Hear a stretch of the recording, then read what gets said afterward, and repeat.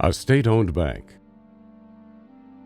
a state-owned mill, a state-owned elevator. How did these seemingly socialist organizations come to be in the heart of the United States? The quiet prairies of North Dakota seemed an unlikely place for an economic and social revolution. But in 1914, after decades of exploitation by out-of-state business, the spark was struck, which ignited the political prairie fire known as the Nonpartisan League.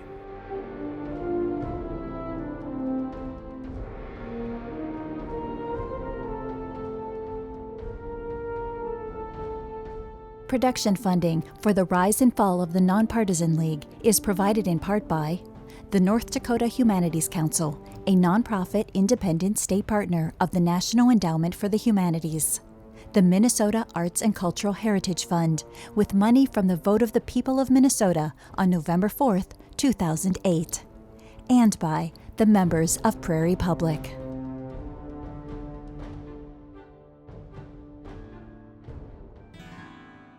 Following the devastating recall vote of 1921, it looked as though the new day farmers hoped for had come to an end. But the sun had not gone down on the Nonpartisan League. I remember as a kid hearing even some old-timers still talk about the Nonpartisan League. They're a leaguer, and it's close to religion with them. Some say they seized control and so on. No, they didn't. They won it legitimately. They went into the primary column and won. And so they have the Republican brand on them. But some of what they had in their platform as a party is not traditional Republican or Democratic at all. State ownership of things like a state-owned bank, state-owned mill, state-owned elevator, that does not sound like Democrat or Republican politics of that era at all. And that reflects kind of that political prairie fire. And very quickly, critics of the NPL dubbed it, that is spreading like a prairie fire, and it's got red in it. After the IVA did defeat it in the October 1921 recall, they kind of lost their way, if you will. Langer had really hurt him with his defection. A.C. Townley was out of the state serving a prison sentence for a while in Minnesota. Several of the men had to kind of work their way back out of the proverbial wilderness. By the late 20s, the Nonpartisan League was coming back, and they were rabid. How in the world are we going to have any democracy? How are we going to have anything that you can justify to anybody? After Langer's defection to the IVA and his unsuccessful attempt to become governor, he retired from the political arena to begin a successful law practice in Mandan, North Dakota. But he still believed in what the League stood for. Well, Langer's involvement in the NPL stems initially from his involvement with the Progressive Republicans. His own political ambitions are not going to be met by the Progressive Republicans. Instead, the vehicle that comes along is going to be Townley and Lemke with the Nonpartisan League. He's driven, in a sense, almost by this kind of Horatio Alger view of the American dream of his time. And Langer could see that even with the Bank of North Dakota and the state mill and elevator being managed by a Republican industrial commission, the farmers' economic situation was becoming more and more dire. It seemed that having the Republicans in charge was not the solution he thought it would be. No one in IVA, not the Republicans, not the Democrats, not Bill Langer, had understood the economic disaster that was about to hit. If you look at most of the nation during the earlier teens, we go into the First World War, those are some of the best economic years for farmers in American history. And we're feeding wheat and beef and whatever we can to Europe. We had been told by Herbert Hoover, we, the farming population, are going to have to feed Europe for 20 years. So people go into debt. They've got plans. They're buying ground and they're going into debt. They had thousands and thousands of loan applications. They had appraisers in the field appraising the land. While this was going on, the economy was tanking Agriculture was tanking. Land was, which had been appraised at one level, a year later, the value was much less because of the agricultural depression of the 20s. The agricultural depression in the state, it couldn't have come at a worse time. Here's the bank holding thousands of loans of people who couldn't pay. In some ways, I think probably the NPLers were glad not to be in control of the bank at that time, because the idea of creating an institution, lending monies to the farmers, and then being a bank that had to foreclose on those same farmers to protect the investment, I think it would just have wrenched their heart out. As the Depression deepened and more farmers looked into a bleak economic future, they turned once more to their former champion, the Nonpartisan League. Langer would, of course, been close enough to realize this. He begins to see that you've got to bring back the NPL as a political entity for the same reasons that you had to have it in the first place, to defend that economic program against its enemies. And if you don't keep fighting this fight, you're going to eventually lose your freedom as well as your equity. William Langer made peace with the Nonpartisan League, and in essence what he was doing was he was reshaping the League in the image he wanted it in. Well, William Langer was becoming a boss. He was becoming the head of the political party itself. By the late 20s, the Nonpartisan League was coming back, and by the 30s, there was still a Nonpartisan League, but it was more along the lines of Bill Langer's own political machine. It had one goal: elect Bill Langer.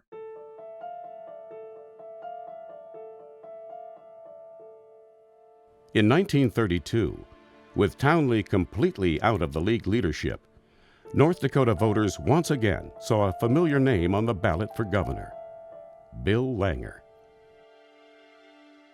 He's made a lot of money, puts his own money into reorganizing the MPL, and he becomes the candidate for governor, the logical one, with this intent of keeping his eye on the prize, that we've got to defend the NPL program against malefactors of great wealth, big biz.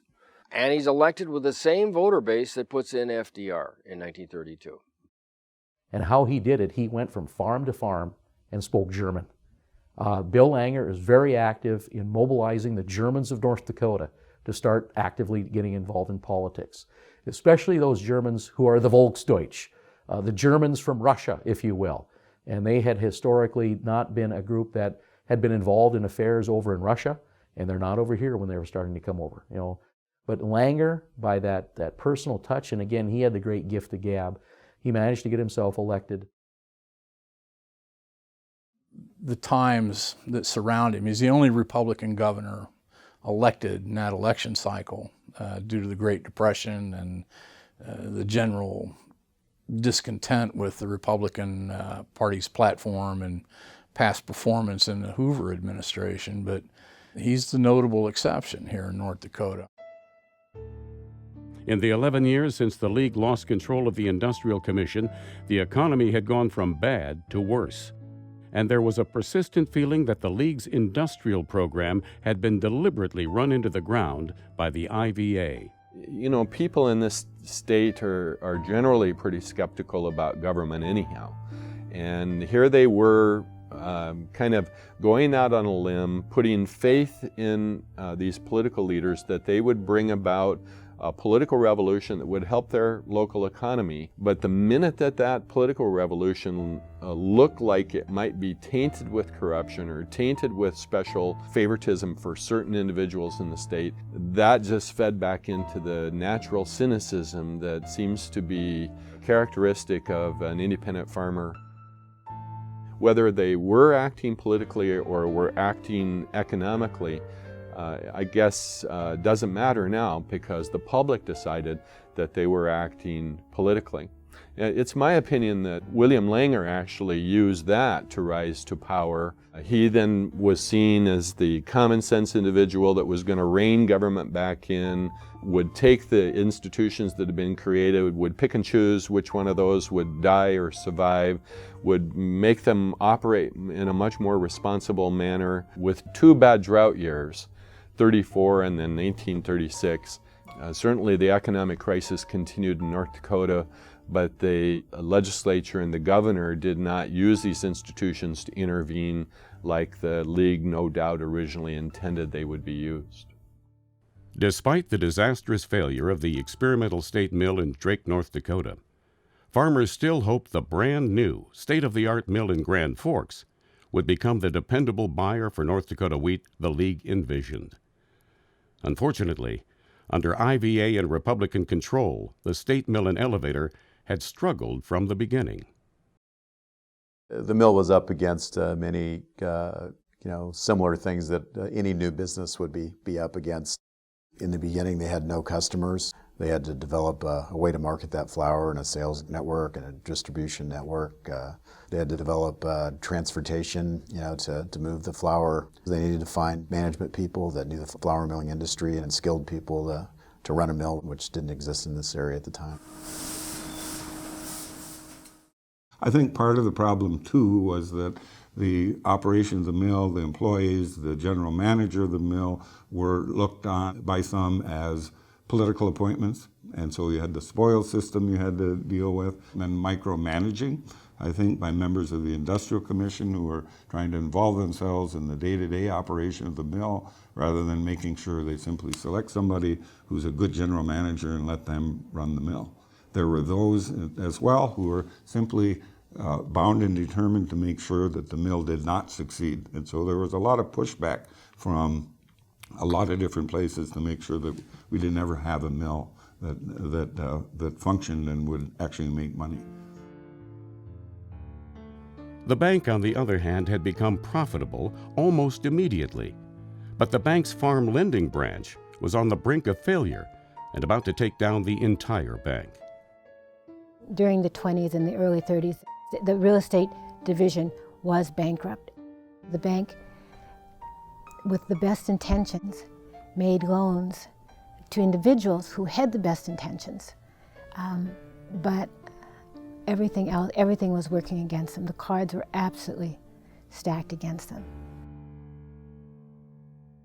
Well, I know the wheat prices were around 36 cents a bushel. The land prices were awful. There was still a lot of farming, or people were still trying to farm in the western part of the state. And the depression in the western part of the state was much worse. A lot of the bank loans went to the western part of the state, and those were primarily the loans that were defaulted on. I suspect the Minneapolis banks were laughing their head off. Despite the tremendous hurdles ahead, Langer was elected on the promise to protect the state industries. Well, what happens is Langer is going to set himself up for a hard fall here.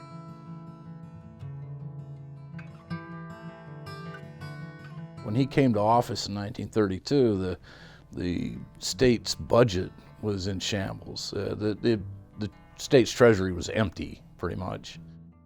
I really don't think Langer shows himself until the early 30s, when he becomes governor and starts taking control of the entire Industrial Commission and doing things at the Bank of North Dakota without the other members of the Industrial Commission even knowing about it. He fired a number of bank employees, and the other two members of the commission had no idea what was going on. He was, certainly an activist. He didn't hesitate, both when he was Attorney General or when he was governor, to twist the law, or even in some cases ignore it for the purposes that he had in mind. He issued a moratorium against the exportation of North Dakota wheat to anywhere in the country. Now, that's something that eventually, of course, was struck down because of the implications of the Interstate Commerce Clause of the U.S. Constitution. Nonetheless, he did it and won great reviews certainly from the farmers in North Dakota and a lot of the people in the state of North Dakota who truly admired him.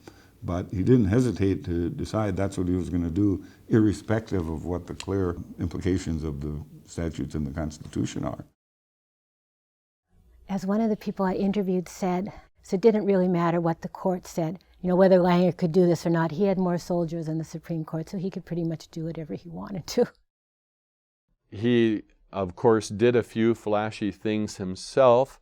He even used the state mill one time to intervene in the Minneapolis grain market and boosted price a few cents per bushel. But those were mostly political shows rather than real, genuine economic policy. In spite of Langer's maneuvers, the truth was that farmer after farmer was defaulting on loans and losing the farm. At one point, the Bank of North Dakota had foreclosed on over 6,500 farms and had accumulated about 2 million acres of land. And so Wild Bill put a moratorium on foreclosures at that point. I come from a farming background, so I have, of course, a real soft spot in my heart for people who work so hard. I would go into the research at the State Historical Society and I would come out in tears because I was reading through all of these farm loan files. I could imagine these people writing with a stub of a pencil, "I don't know why you keep sending me letters asking for money. I don't have any. I told you that." And you know what proud people North Dakotans are. Well, here's a whole group of people who worked very hard, who were honest in their dealings, but who found themselves in a situation where they had to choose whether to feed their family or whether to pay the Bank of North Dakota. You know, this is where Langer came in with his foreclosure moratorium, illegal or not, didn't matter, where he just said, okay, enough. We are not going to foreclose as long as the farmers are living on their land. We're not going to foreclose. I think that Langer was not necessarily acting in a league way. He was acting in an FDR way, if you'd like. A moratorium on farm foreclosure certainly is a drastic action, but it's still probably justifiable. He certainly got political support for it, perpetuate his political career, and it at the same time gave people some time here in the state to get their financial house in order. So he wasn't acting in an outlandish manner. He was actually preserving the private property system during the worst economic crisis the country had seen probably since the 1890s or 1870s.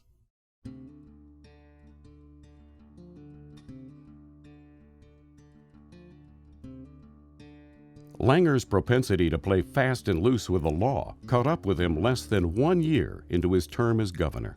Langer's the only Republican governor elected in the 1932 election cycle, and Langer doesn't have any friends in Washington, D.C. at this point in time. Let's just put it that way. And then to compound the problem, he draws attention of the federal government to himself. He was trying to advertise and promote William Langer. And what he had done was he had taken federal aid that was given to the state to distribute. And in the process of distributing it, he simply failed to tell people that it was a gift from Franklin Delano Roosevelt, and it became a gift from William Langer. The final straw that brought Langer down was, of all things, his decision to revive the Nonpartisan Leader and begin selling subscriptions again. It was common practice then that when somebody got a job, a patronage job, they were expected to give back 5% of their salary to the party that got them the job. The Republicans did that. And when the League got in, they didn't think that was right. So what they did was they had the newspaper, and so they went to state employees and they said, we would like you to sell 10 subscriptions to the newspaper. You can either buy them yourselves and give them away, or you can resell them and it won't cost you a penny. They asked that you pay $5, and critics of that said, well, that's the $5 sucker club. The newspaper was a political newspaper. You've got to understand that. I, for my graduate research, read every issue of the Nonpartisan Leader, and it's a political tract more than anything else. And one of the offices they went to was the State Relief Agency, and the State Relief Agency was funded by federal dollars, and so the U.S. Attorney, who's a Democrat, brought a conspiracy charge that was predicated on defrauding the federal government, found the right judge, found the right jury, and went forward on that. The amount of money in question was like $170 and some change. But yeah, that was enough to secure a federal indictment against Langer and his co-conspirators. My grandfather, Frank Vogel, he was indicted with Langer. It wasn't Langer or my grandfather who was going door to door, but that's where the conspiracy thing came in, because that was a very unfair trial. The testimony was that the solicitors didn't even know it was federal, because it's a state relief agency. The indictment came before federal district judge Andrew Miller. Why did Judge Andrew Miller hate Bill Langer in 1934 enough to preside over a kangaroo court? The answer is very simple. He was the lawyer for the Northern Pacific Railway in 1914 whom Langer had defeated. And it was his client that was forced to pay $3 million in back taxes. So Judge Miller, who had hated Langer from the beginning, you're supposed to recuse yourself. But in Judge Miller's case, the motive and the opportunity are both there. The idea was to get him indicted and convicted before the Republican primary of 1934, and then that would somehow make him defeated. If his enemies hoped being in the middle of a trial would keep Langer off the campaign trail, they could not have been more wrong. The local Democrats wrote out and said, "You idiots, you're going to make a martyr out of him. FDR's voters are going to vote for," which is what happened in 1934 when he won overwhelming re-election. Following his re-election, Langer and 8 co-conspirators were convicted of a federal felony. On July 17, 1934, the North Dakota Supreme Court ruled that he be removed from office. Langer's lieutenant governor, Ole H. Olson, served the remainder of Langer's term, although that was not the end of Langer's legal problems. So they were convicted, they went to the 8th Circuit, they were reversed for lack of evidence, they went back, the judge, they retried it, they were acquitted, they tried to get a different judge, and they said the judge was prejudiced because he was like Langer's arch enemy. And then they prosecuted Langer for perjury, for saying that the judge was biased. And then ultimately, they had a different judge sent by the 8th Circuit, and that they were acquitted. So, yeah, those were tough times. In 1936, with his name finally cleared, Langer decided to run for another term as governor. But he had alienated so many people, many Republican candidates refused to run on any ticket that included Bill Langer. So for the first time in history, the Nonpartisan League broke with the Republican Party and listed their endorsed candidates as independents. When you've got an honest man who's really talented and keeps practicing that honesty in a trade that all too often can be dishonest, he's going to piss people off. And he did. His personality carries a lot of weight in all of his elections. And it's always a three-way contest at the polls. And so Langer never wins by these clear majorities, and yet he wins. But by 1938, even the League had had enough of Bill Langer. His second term had become mired in controversy, a land deal gone bad, a scandal over Bank of North Dakota bonds, a furor caused by Langer firing faculty at the Agriculture College who criticized his administration, and his interference in the operation of the state mill. But he was still extremely popular with voters. Langer made the decision to reach for his boyhood goal, Washington, D.C. Langer had become educated at the University of North Dakota, but he took advanced training at Columbia. And Columbia book of graduates, he listed what his goal was. He was bound to become a United States Senator someday. In 1938, that meant going up against an old League ally, incumbent Senator Gerald P. Nye, famous for his honesty and his incorruptibility investigating the Teapot Dome scandal. Enemies and political hatreds are ferocious, and they don't go away in most cases. All three parties hated him by now. It took some wheeling and dealing, but a coalition of Republicans, Democrats, and old-school Leaguers was able to defeat Langer's bid for the Senate. But unlike in 1921, Langer did not give up. You're wondering, what's he going to do? Well, he's not going to stay out of public life. There's still the farmers to fight for. And, okay, you run for U.S. Senator. We'll show. And who do you run against? Your old friends, of course. And he fails against one of them in 1938. But in politics, sometimes there's area for forgiveness. Langer orchestrated a brilliant campaign at the 1940 League Convention and took the Senate endorsement away from his old enemy, Lynn Frazier, largely due to Frazier's refusal to go negative or to publicize Langer's hospitalization with complications of diabetes. Frazier was not the kind of politician Langer was because of this gentlemanliness. In fact, Langer basically takes Frazier's seat in 1940. That's the end of Frazier's political career.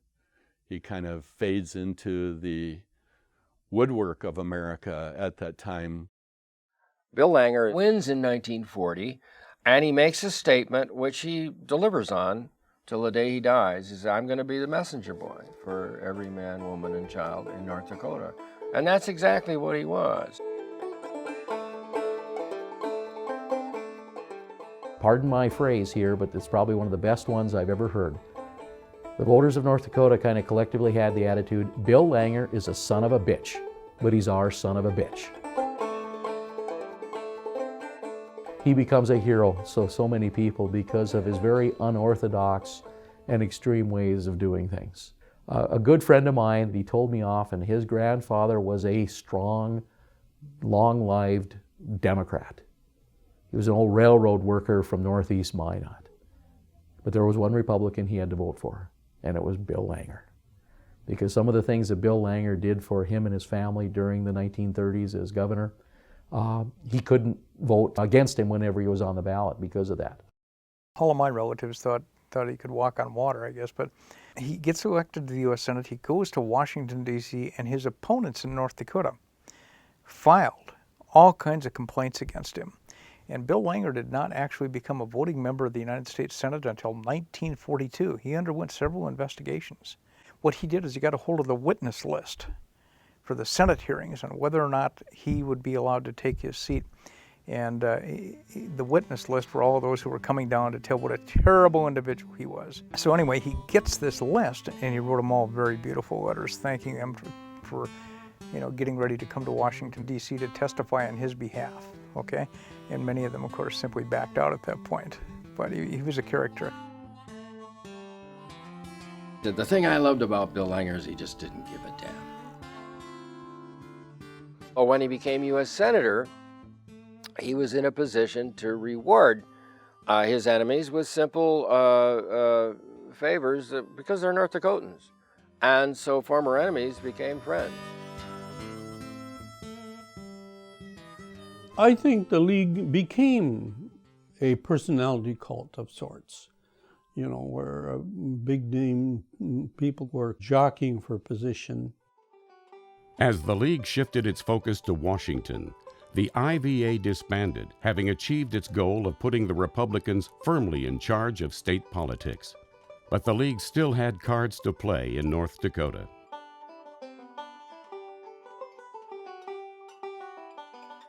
I'm not sure that the Nonpartisan League continued to be as interested in the governorship as they did senators in Washington and congressional people in Washington, because they tended to become the ultimate goal of all these people's, struggling in a Nonpartisan League organization. Usher Burdick was an early rancher in this area, very well educated for the time, but he got elected to the state legislature.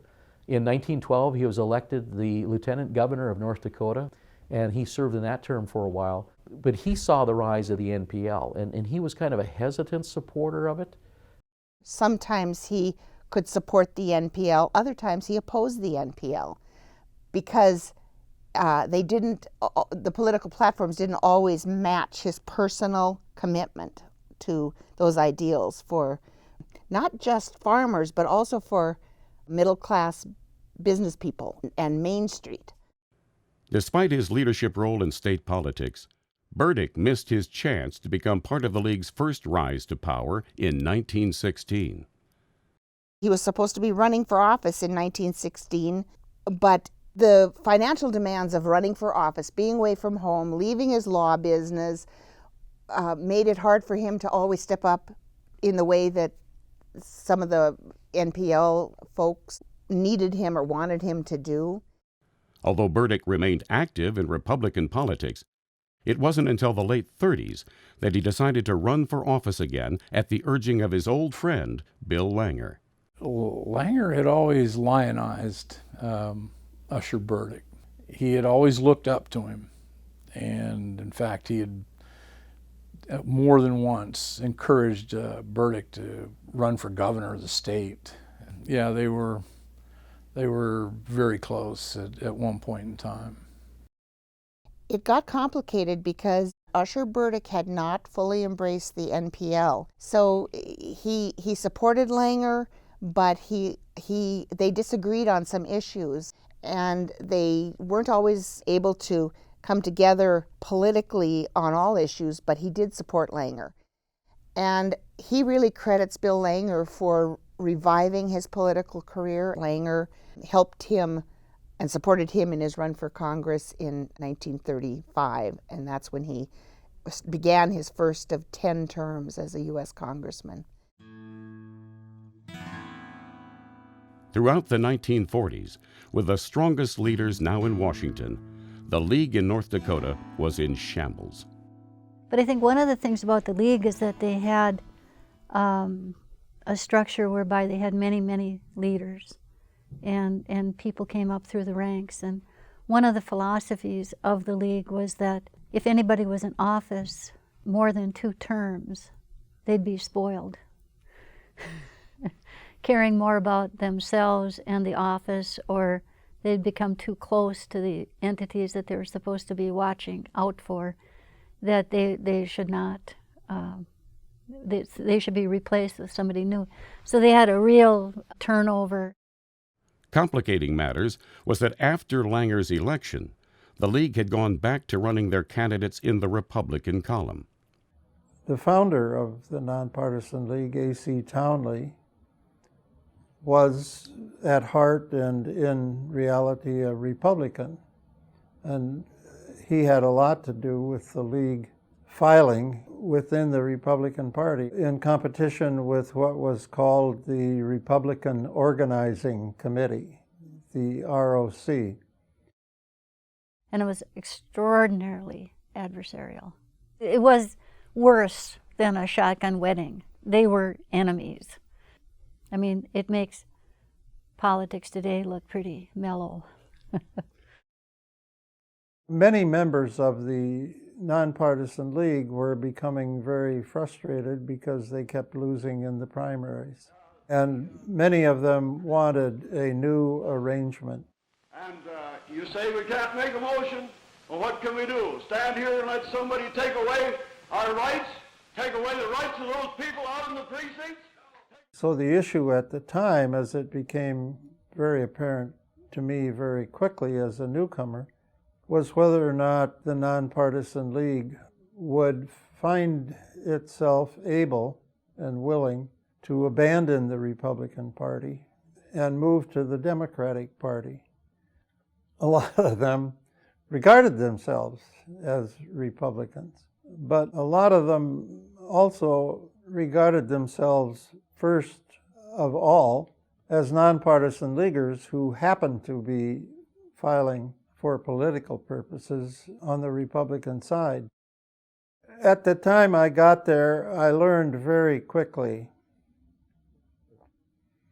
that the political scene was changing dramatically. Do something. We come a long way for this to measure water.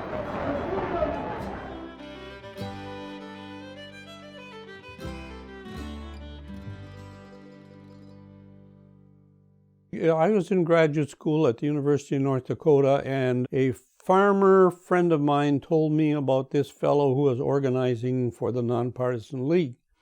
Well, I've always had an interest in public affairs since I was in high school, and so this intrigued me, and we talked, and so I bought a membership in the Nonpartisan League and attended the county convention, and it was kind of an interesting episode in life. Because Nonpartisan League conventions were never tame. They were always erratic, noisy, bumptious, and really full of excitement.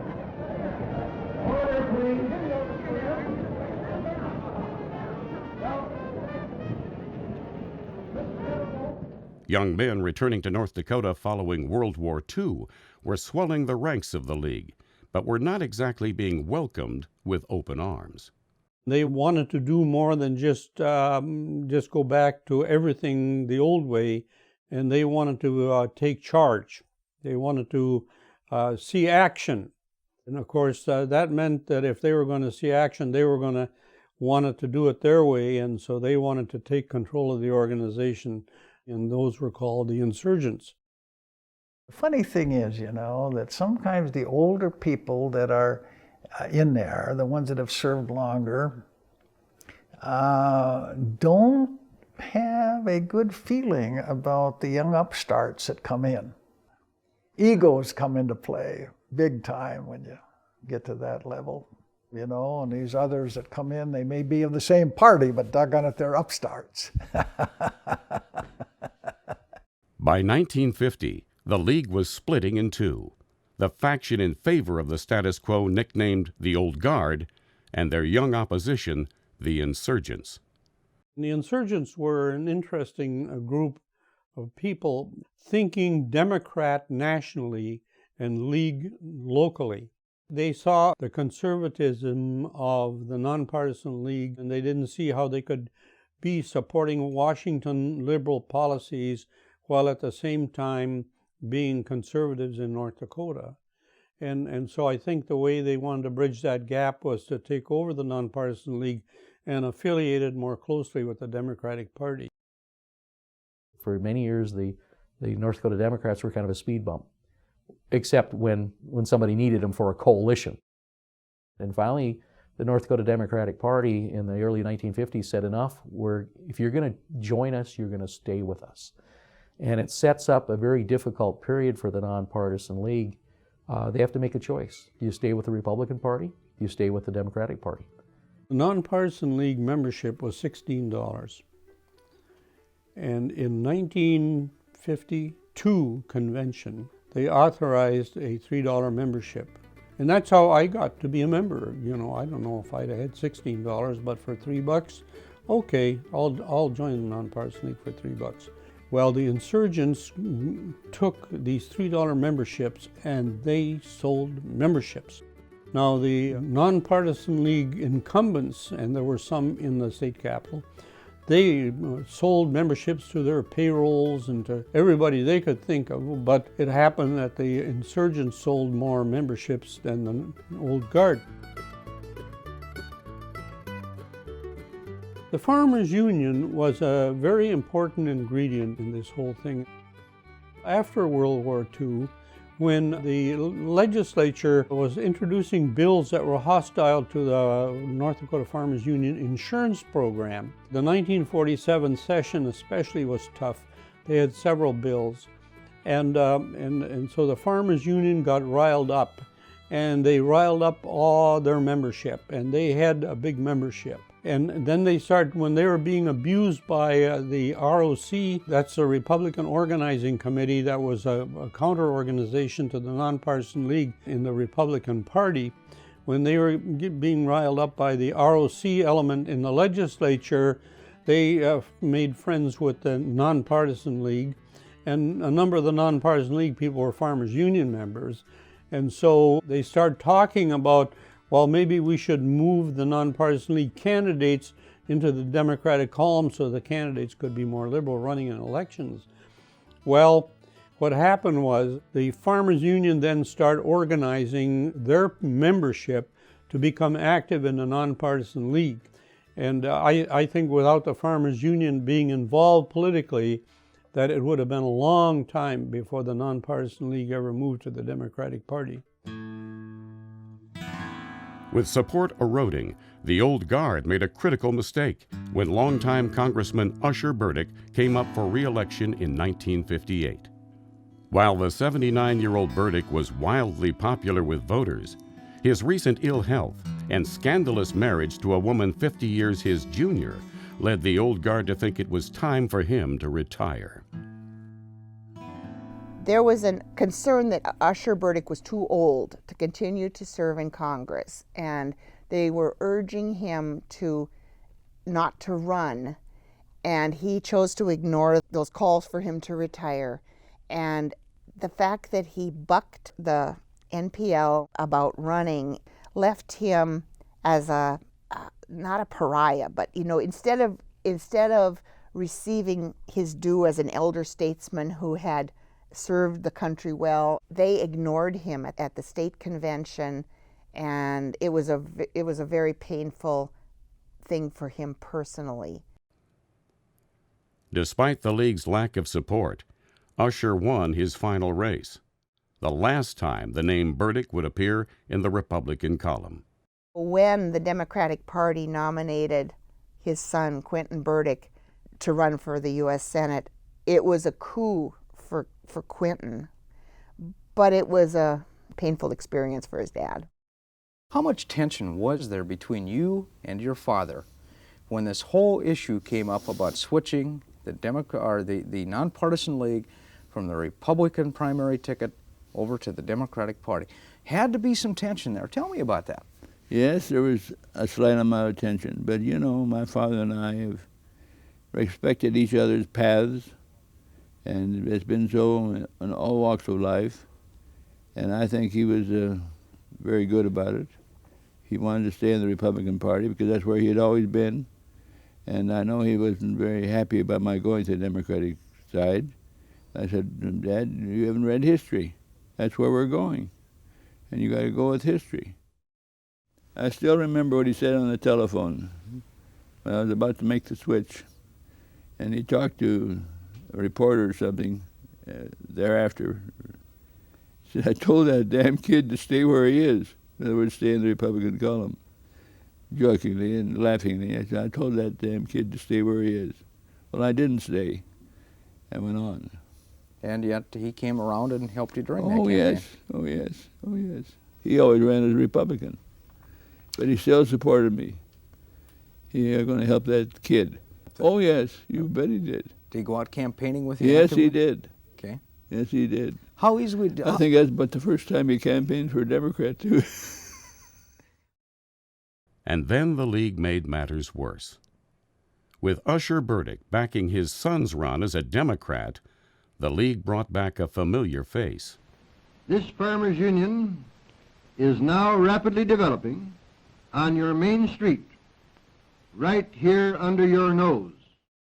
Townley was occasionally around. He had this practice of coming into political campaigns in North Dakota in such a way as to kind of disrupt them to it, using whatever he had left in the way of political appeal to draw off votes from a candidate that somebody wanted votes drawn off from. And in 1958, that was Quentin Burdick.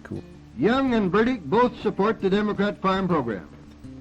Both men take orders from the communist-controlled Democrat Farmers Union. And then by 1958, I've got A.C. Townley out here running ads calling you a communist. Tell me about A.C. Townley. I really can't say what his philosophy was. He was all over the lot. A.C. Townley is what you could call, I think, a, quote, red baiter. I mean, he has completely gone over to the other side of the fence. What happened to him? I regret to say that you're correct. I don't know what happened. He was poverty-stricken or something. I don't know what it was. You think he sold out? I wouldn't make that charge unless I knew it. The communists can't lose unless the Republicans wake up, and wake up fast. He was a politician, and everything that led to politics was at his meat. And it's hard to say why he did some of the things he did. But I'm fond of the guy because he had a lot of guts. For my father in the NPL, I think my father believed that the core value of the NPL was probably not necessarily with the Republican Party, and so he ran as a Democrat. Quentin was always a leaguer. Quentin at Democratic conventions used to say, the Nonpartisan League Democratic Party. He put the emphasis on the Nonpartisan League. In 1956, pressures on the League came to a head about whether to stay in the Republican Party or go all in with the Democrats. There were about 100, I would say, of young people. They weren't satisfied with what they saw, and so they thought it was time to get the progressive movement out of the captivity of the Republican Party. The Republicans controlled the Nonpartisan League by giving some of their leaders some smaller jobs. And so this young group of insurgents, they were called, worked to infiltrate the Nonpartisan League, to get control of it, to get it out of the hands of the old guard and the Republicans into the Democratic column along with the progressive political thinking people. But there was another concurrent fight going on at the same time, and that was over control of the leader, the newspaper. And that was, you owned stock in the leader. And so there was a big stock fight over who was going to control the leader. And the insurgents sold enough stock, so they had more stock than the old guard. And so they elected the new board of directors for the newspaper, and that came to be the telling blow, because that was in 1955. And the convention where the motion was made to file the candidates in the Democratic column came in 1956, but none of the old guard showed up except one delegation of 3. So they had already given up.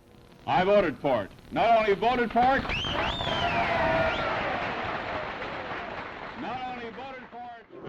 we respected, we'll elected men, our senator you'll be. Vote for Bernie for his magic victory.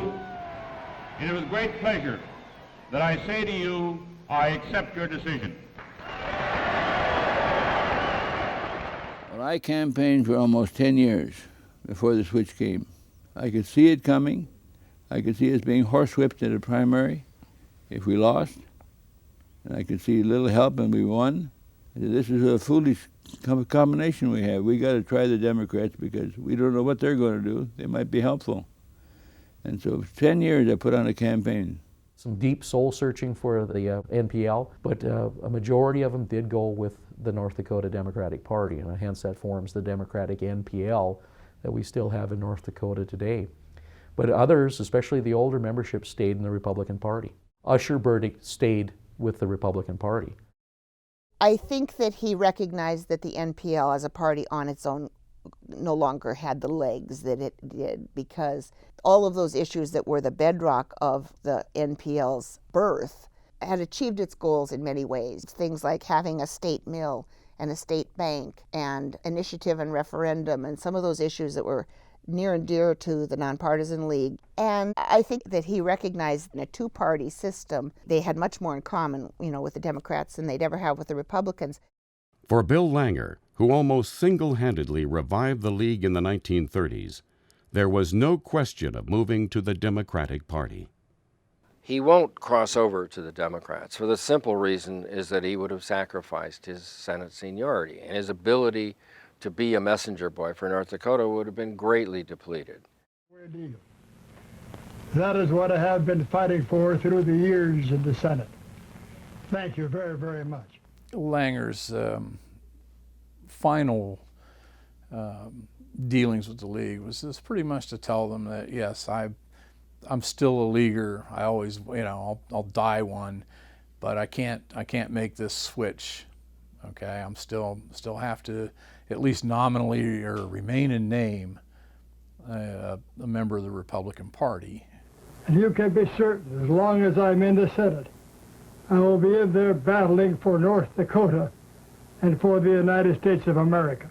Today, the Nonpartisan League continues as a part of the Democratic Party, although in a much less pivotal role.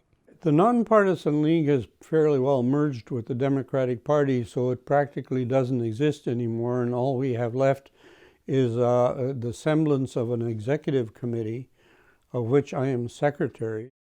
I don't foresee anything like the Nonpartisan League ever coming back, because I think parties are more responsive now to the electorate, and they have polls so they can sense in advance what the problems are and respond to them with programs to deal with that. That wasn't the case when the Nonpartisan League came into being, and so I don't think you'll ever have a movement like the Nonpartisan League again. The Nonpartisan League has been written off as dead many times. In 1921, after the humiliating recall. In 1934, when Langer mired it in scandal. In 1956, when the Insurgents seized control and used it to revitalize the Democratic Party. But perhaps the most significant is 1959, when the two most important figures and most bitter enemies in the NPL died within hours of each other. Townley died November the 7th, 1959, and Langer died the very next day, and political wags always said that Langer died the next day just to keep AC's picture off the front page of the Fargo Forum. Langer, despite his checkered career, died a respected U.S. Senator, so popular that he won his last election without making a single campaign visit to North Dakota. Langer was so respected by his colleagues, he was awarded the rare honor of lying in state in the U.S. Senate, his funeral attended by both his many political allies and enemies. The same was not true of League founder A.C. Townley. I saw that Townley had died. I told the editor I wanted to go out to the funeral, which was a fair trip out to Browns Valley in the border with South Dakota, and then came back and wrote a little piece. There was no echo of the cheering crowd of farmers, no sound from his far-off political battles, as A.C. Townley, 78, was buried in a small country graveyard near here Thursday. Of the organizers who spread his Nonpartisan League across the Midwest 40 years ago, only 77-year-old C.E. Joyce was here for the services yesterday. About 25 persons stood by the grave in Wrightstown Cemetery on a bitterly cold afternoon as Townley was buried in the family plot beside his father, mother, and sister. The stream of political protests that carried Townley to national fame as head of the League has long since turned in other directions. From North Dakota, only Joyce of Bismarck and John Scott, a farmer at Gilby and a banker who reportedly paid for the funeral, came to the services. Joyce looked around the group. "They're all strangers to me," he said.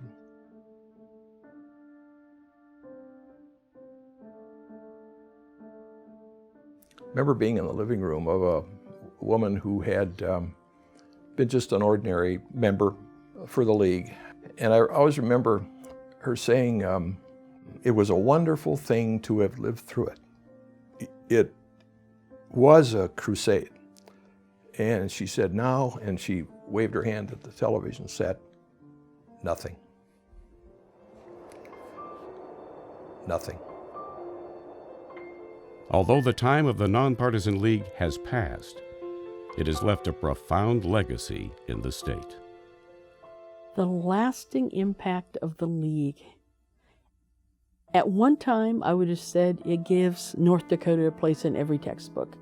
If you used to look at American survey books, they might say something about the West, but they always said something about the NPL, so you could always guarantee there'd be a mention in North Dakota. The larger point is that good people can make a difference. That this democracy can be brought about when people unite in the face of financial woe, the fraud they thought they were being exposed to by the railroads, the fear of failure. And here was a group of people, even if the leader was a bit askew, here's this group who say that democracy can work. And if it's stumbling along, we'll throw the rascals out.